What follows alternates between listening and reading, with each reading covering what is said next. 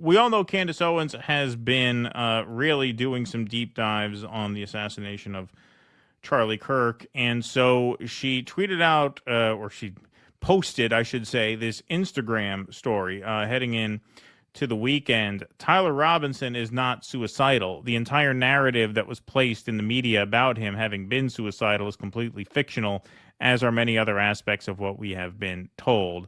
His father having turned him in after a confession is also a complete fiction, she says. So she's stating that definitively. To the contrary, Tyler Robinson maintains his innocence and has never even been to the UVU campus.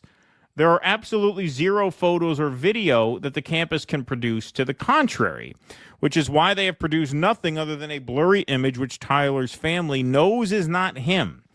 Tyler has never once expressed a suicidal thought. I want to make that clear. The federal government is lying about absolutely everything other than the fact that it is his gun.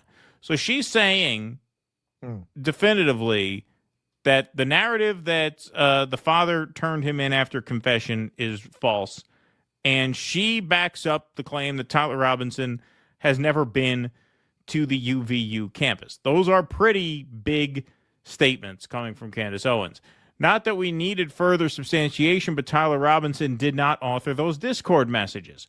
I would like to again stress that he has never been to UVU campus, but, and I need to confirm this later, I believe he was around the campus on that day. I will have more info on this later, but I wanted to immediately publish that the Tyler Robinson self-deletion narrative, plus the dad that did the right thing after realizing his son was guilty, is a federal concoction. So you talk about someone, and I would put Tucker in this category too.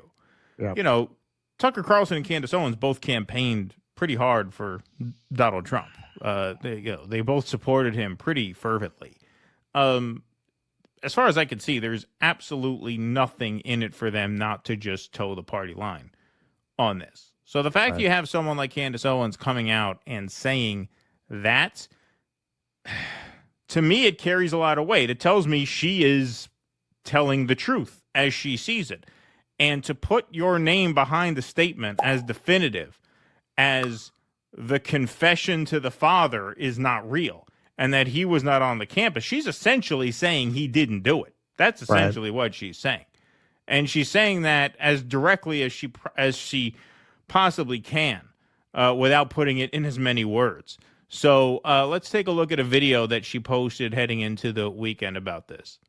Okay, I didn't want to leave you guys on a crazy weekend cliffhanger. I needed to get that information out as soon as possible. Obviously, you can probably see that I received some information, a communication, which answered a lot of questions that the public has had about the story, or rather the non-story that we are getting from the feds. The push that Tyler Robinson is this lone shooter, which they're trying to establish as a fact. Some of the burning questions that we had, okay, well, if he turned himself in, how did he also not confess? I now have the answers to that. The main point, the reason why this information came to me, is because there's a narrative being spun right now by the media that Tyler Robinson is or was suicidal. That is not true. And that's a very scary thing when suddenly they're saying he's suicidal and, you know, he's in solitary. And he's not suicidal. So that was the reason why this information urgently came to me. Obviously, I know a lot more, and I'm going to share it with you guys on Monday. I just wanted to vet some of the things that I heard, ask some more questions from people that would know, and just to make sure everything I say is above board. And obviously, this lead led to more leads, and I want to give people a chance to respond. This is crazy. Nothing more that I can say. This is very serious. I don't know what's going on, but I do know that what we are being told has gone on is just not so. And yeah, this is really kind of going to begin, I think, to answer a lot of questions and many more questions that need to be asked. So I just wanted to let you know that what they're telling us about him being suicidal is not true. All right, look, you know, I know she gets a lot of shit, but, you know, I tend to believe her. Because I just don't see what is in it for her to go out on a limb. Right. Why? With these kinds of statements. Why? Yeah. Why? Like, I just, and I put Tucker in the same category. Now, Tucker doesn't go as hard as she does in terms of like delving into the specifics of the case. He kind of sticks more to innuendo, implying that the hummus eaters had something to do with it on the stage of the memorial, which is a ballsy statement in and of itself. But look, I mean, she's putting her name behind, some pretty, incendiary, if true, statements. And so I don't think she's doing that haphazardly, and I don't think she's doing that dishonestly. And in keeping with what Russ said at the end of the last segment, you could tell who's kind of credible by who's willing to make certain pivots that are not commercially viable. So here is a montage that I think is important to highlight in these times. Wake up. Here you have examples of bipartisanship, if you want to call it that. That's kind of a DC word. But, in these severe times with such high stakes and urgent matters before us, I think it is a time where we simply have no choice but to, transcend a lot of these left-right labels that define a lot of our politics. So Candace is featured in this. Enemy. It is with. Sorry. If you are on the left, you are not my enemy. It is with pride that we announced our next guest. Thank you, Cenk, for coming on. No problem, Tucker. Thanks for having me on. I think it's important that we have a moment like this where we try to bring the country together. Amen. I so strongly agree. Wake up. Because I am telling you, this is not a battle between left and right. Marjorie Taylor Greene. Thank you. We have to now meet in the middle. Do you think that America should just cut ties with Israel altogether? What's your definition of cut ties? Like stop funding them, stop being their military arm? Yes, okay, I'm on great. record saying. Okay. What you're doing here is so important, Congresswoman Green. So please, thank you, because I know that you now have a target on your back, and I'm sure you're being called all sorts of ridiculous names because you want to, prioritize the American people. AIPAC needs to register under FARA. I've openly demanded that, and if we had a Department of Justice that was doing its job, they would be investigating AIPAC. But I think the American people see through it, and the tide is rapidly changing. And I tell you, one of the most delightful experiences I've had since I've been in Washington is that I'm finding common ground with people on the left and the right that really want to focus in on America. And I think that's the best thing that can happen. And that's why I'm delighted to have conversations with the two of you. And I look forward to finding more common ground because I think that could be the best thing that could happen for all of us. Representative Marjorie Taylor Greene from Georgia, we appreciate you coming on the Young Turks. Thank you. I just want to say this about Congressman Massey, and I hope I don't hurt him more in his district by saying nice things. But wherever you are on his ideology, he's a profile in courage. I mean, he's got billions of dollars being spent against him. He's got billions of dollars because people don't want the Epstein release. He's got billions of dollars because AIPAC has been attacking him. So, yeah, I mean, I think that's essentially right. And the reason I feel strongly about this, especially, given the events of the last couple of weeks, you really have these three just giant, cataclysmic stories heating up all at once between Israel, which has been an ongoing horror now for the past 2 years, the Epstein files, and now the assassination of Charlie Kirk. What you're really seeing is, powerful forces, not just in government, but entities that represent tremendous amounts of capital and business interest. I think really are using these events to assert their power over all of us, and this is one of many reasons. I think it was a horrible event intrinsically, obviously, but one of the things that made me just absolutely sick hearing the news of the shooting of Charlie Kirk is that I knew what a grotesque attack on free speech it was in and of itself, and I also knew what a grotesque attack on free speech it would invite. Like I just knew it was going to get really, really dark and dire, and it has.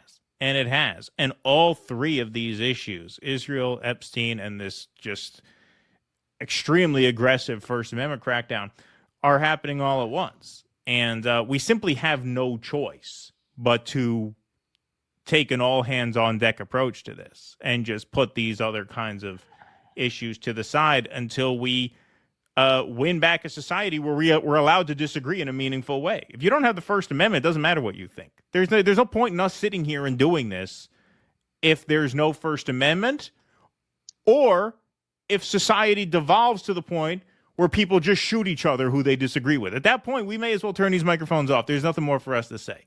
And so it's a very existential moment. And I applaud people like Candace Owens and Tucker Carlson, who I have several disagreements with on a lot of issues, for, centering the urgency of this moment in this way. And because we don't really have a choice in terms of like who to look to do that. It's like whoever is willing to do that, I think, needs to be supported in this moment. Yeah, I agree. And I think it can be very difficult in this space. I mean, you want to talk about part of the evolution of doing this and the learning curve of doing this. The whole space is set up to draw clicks from arguments and fights online between personalities. Like the algo likes personality-based coverage. And when you get to the audience level, you have people, it's easy to forget that. And I think it is important for people who do sit in front of a microphone to try to remember that. When you get a bunch of people coming and like attacking your take from, a certain perspective, it's very hard not to give it back, especially if you're nasty bastards like us. It's very hard to keep in mind that, well, you need to persuade these people.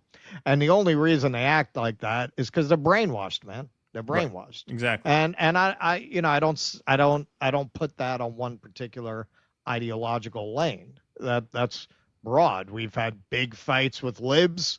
We've had big fights with MAGA over the time that we've done this.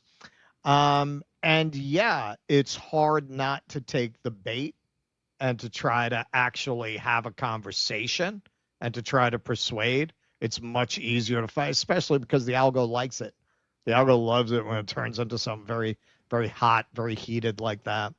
And that's where we're in a panopticon.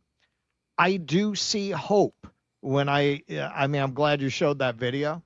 That does point towards the possibility of, hey, there are certain fundamental principles that everyone from Marjorie Taylor Greene to Ro Khanna can agree on, and like free speech, like the country not being subordinate to Israel and its political objectives.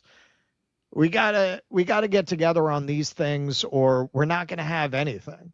It's down to that. I mean, Medicare, all that, we could get back to fighting with these people. But you know what? It would be nice if we could fight together on the First Amendment and AIPAC, if later on we could have conversations about healthcare that are not quite so rancorous, where maybe you can persuade somebody like Marjorie Taylor Greene.